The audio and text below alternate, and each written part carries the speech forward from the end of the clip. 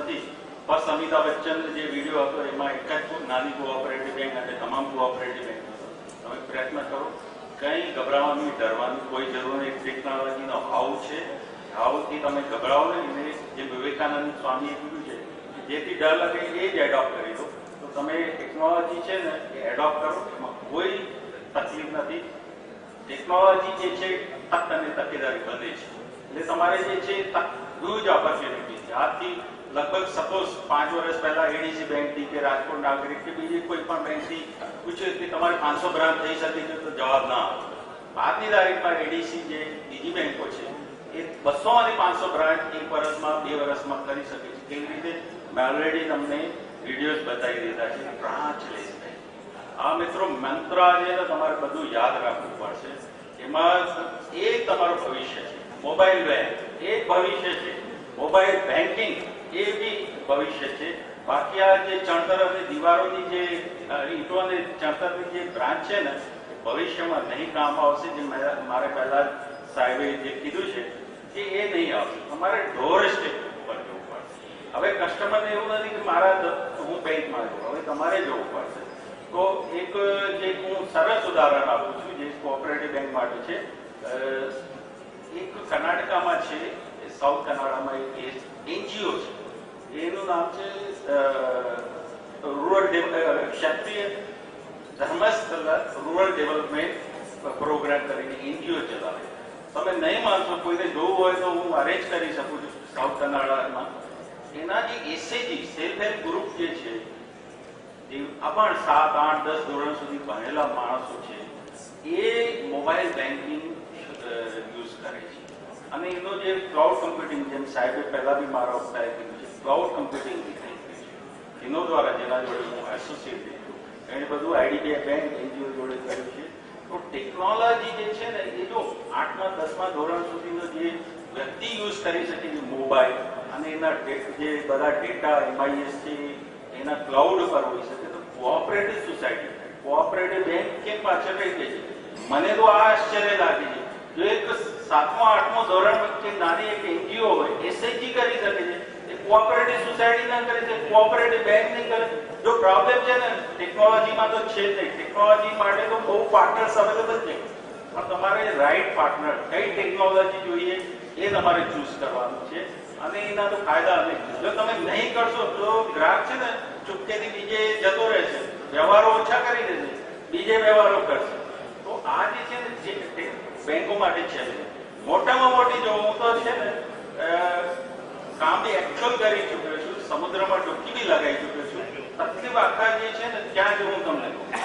HR જેમ સાહેબે પટેલ સાહેબે બી કીધું, HR મેન પાવર પ્લાનિંગ તમારે તો એને તમે મેન્ટલી તૈયાર કરો, ઈચ્છા શક્તિ રાખો તો તમને કોઈ ટેકનોલોજી તકલીફ ક્યાં આવે છે? જ્યારે બી બેંકમાં કે કોઈ પણ સંસ્થામાં જાય ને ટેકનોલોજી આવે, CPS આવે કે કોઈ બી આવે માઇક્રોએટીએમમાં, પહેલા પ્રોબ્લેમ નહીં સાહેબ નહીં ચાલશે, બધું બરાબર ચાલે, કેમ આપણે ખોટા ખર્ચ કરીએ? આ જવાબ હોય છે.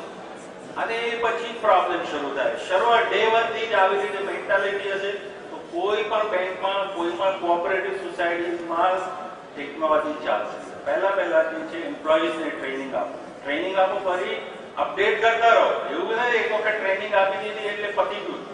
અપડેટ કન્ટિન્યુઅસલી કરતા રહેશો તો તમારે કોઈ બી ટેકનોલોજીમાં તકલીફ.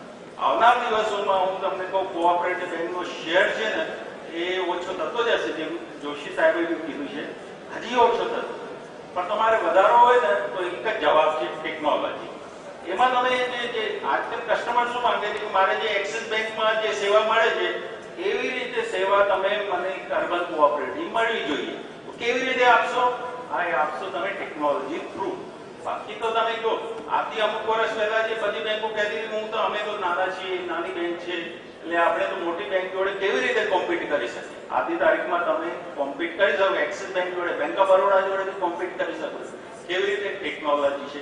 ટેકનોલોજીમાં હવે જે પેમેન્ટ બેંકનો એક મેં વિડીયો બતાવ્યો, એ જબરદસ્ત બેંક છે. હવે જે આપણે જે છે કોઓપરેટિવ બેંકમાં મુખ્ય કાર્ય હોય છે ડિપોઝિટ અને ધિરાણ. અને પેમેન્ટ બેંક જે છે એ ફક્ત 1 લાખ સુધીની ડિપોઝિટ લેશે, ધિરાણની કોઈ જવાબદારી નહીં. અને એ વ્યાજનો દર છે એનો જે કહેવામાં આવે છે 6 થી 7% સેવિંગ બેંક ઉપર આવશે. છે ડ્રેગન અથવા ટાઈગર બેંકો જોડે તમારે લડવાનું થશે, ફાઇટ કરવાનું થશે. એ કેવી રીતે કરવાનું એ તમે નક્કી કરો. તમારે નક્કી કરવા માટે ફેડરેશન છે અને દાસ સાહેબ જેવા જે છે કે પટેલ સાહેબ જેવા છે, બીજા બી જે એપીસીઆઈ બીજી જે સંસ્થાઓ છે, લોકો છે તમારી સાથે છે, પછી છે એનો ડર લાગે છે કે તમે તો આ જે છે જો ઘણા નાના માણસો નાની સંસ્થાઓની જે નબળાઈ હોય છે ને એ શક્તિ બની જાય. હવે આપણે 98 જે યુનિટ કોઓપરેટિવ બેંકની વાત કરી, એને જો સર્વાઈવ થવું હોય, એકદમ પ્રોફિટેબલ થવું હોય ને બહુ સરળ રસ્તો છે. અને હકીકત એવું નથી કે આપણે સ્ટેજ ઉપર વાત કરીએ છીએ સરસ વાતો, એવું બી નથી. તમે જો આજકાલ રિઝર્વ બેંકે આગળ ચાલીને અને આજની તારીખ તમે નાની બેંકો છે, મોટી બેંકો જોડે એસોસિએટ થઈ જાઓ, બિઝનેસ કરસ્પોન્ડન્ટ સેવા આપો, માઇક્રો એટીએમ લો. માઇક્રો એટીએમમાં એવી સગવડ છે જે તમારે રેગ્યુલર એટીએમમાં નથી. ઉદાહરણ તરીકે તમે રેલ બુકિંગ છે એ તમે માઇક્રો એટીએમથી બી કરાવી શકો છો, જોસ બેન્કિંગથી બી કરાવી શકો છો, તમે સ્નેપડીલ જોડે ઈ કોમર્સ કરાવી શકો છો.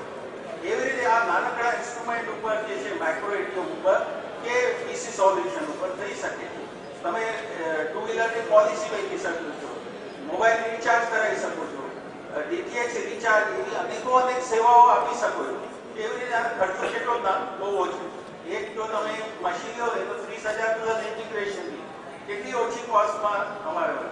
અને ડિસ્ટ્રિક્ટ કોઓપરેટિવ બેંકને તો વિશેષ લાભ છે કેમ કે નાબાર્ડ એમને 25,000ની માઇક્રો એટીએમ માટે સબસિડી આપે. 5 માઇક્રો એટીએમ લો તો એક રેગ્યુલર એટીએમ 5 લાખ સુધી એ બી સવલત આપે, સબસિડી આપે.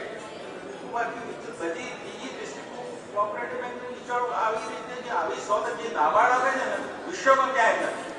તો આ જે તમે લાભ લો. અને એવી રીતે એક વખત રઘુરામ સાહેબે આરબીઆઈના ગવર્નર એણે કીધું કે આજે તમે બેંકો જે છે એને એડ્રેસ કર્યું કે આજે તમે ટેકનોલોજી યુઝ કરો છો, આવતીકાલે એવો દિવસ આવશે કે ટેકનોલોજી આઈટી કંપનીઓ છે એ બેંક બની જશે, ટીસીએસ એ બેંક બની જશે, એમને તો બધી ખબર છે, પછી ક્યાં જશો? તો ભાઈ આવી રીતે જે મોટા મોટા પ્લેયર જોડે તમારે લડવાનું છે. આ લડવાનું કોઈ ગભરાવાની કે ડરવાની કોઈ જરૂર નથી. ઓપોર્ચ્યુનિટીઝ હોય છે, નાના માણસને બી બહુ, જાપાનને બી બહુ ઓપોર્ચ્યુનિટીઝ છે. એ ચાઇનાને અમેરિકાને હંફાવી શકે છે. કેવી રીતે? કેમ કે તમારી શક્તિઓ છે. કેવી રીતે એની મજબૂત પોતે શું કરી શકે એની વિચાર. તમારે રાઈટ પાર્ટનરને, રાઈટ એડવાઇઝરને તમે જો કન્સલ્ટ કરીને પોતાની બેંકમાં કરશો ને તો બહુ જ છે. અને બીજું એવું નથી કે આજે થઈ ગયું આપણે હાશ એવું છે કે પતિ ગયો હવે કંઈ ભવિષ્યમાં આપણે કરો નહીં. આવી રીતે તમારે સુધારા વધારા એડિશન વધારે કરતા જ રહેવાનું. ઉદાહરણ તરીકે આજકાલ જે છે રૂપે કાર્ડ કે બીજા જે છે એ હોય છે મેગ્નેટિક સ્ટ્રીપ વાળો. હવે રિઝર્વ બેંકની ઇન્સ્ટ્રક્શન છે કે 1/9 પછી જે 1/9/2015 પછી EMB ચીપ વાળો એમાંથી હજી પોલિસી હજી અનાઉન્સમેન્ટ ફર્ધર બી થશે. તો કહેવાનો મતલબ એ જે પોલિસી એ તમારે અમલ કરવાનો છે. કેવી રીતે કરવાનું? આવી રીતે સંસ્થાઓ છે, લોકો છે તમારી સાથે. પણ તમે ઓફિસથી તમારા સ્ટાફને બહાર કાઢો, પછી તમે ફોન કરો, વાત કરો, મેળો મળો કોઈને, તો જઈને આ શક્ય નથી. હું તમને કહું કે ચેરમેન જે સીઈઓ ભલે છે પણ જો બધા સ્ટાફ નહીં છે ને તો ટેકનોલોજી નહીં થશે.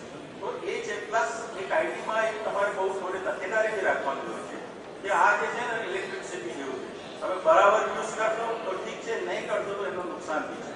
તો તમારે એ છે internal checks and balances, internal governance ઉપર તમારે ધ્યાન, તમારે ટ્રેન્ડ સ્ટાફ રાખવું પડશે. અથવા તો એક્ઝિસ્ટિંગ સ્ટાફને ઓર બેટર ટ્રેનિંગ આપશો તો જ એની શક્ય બનશે.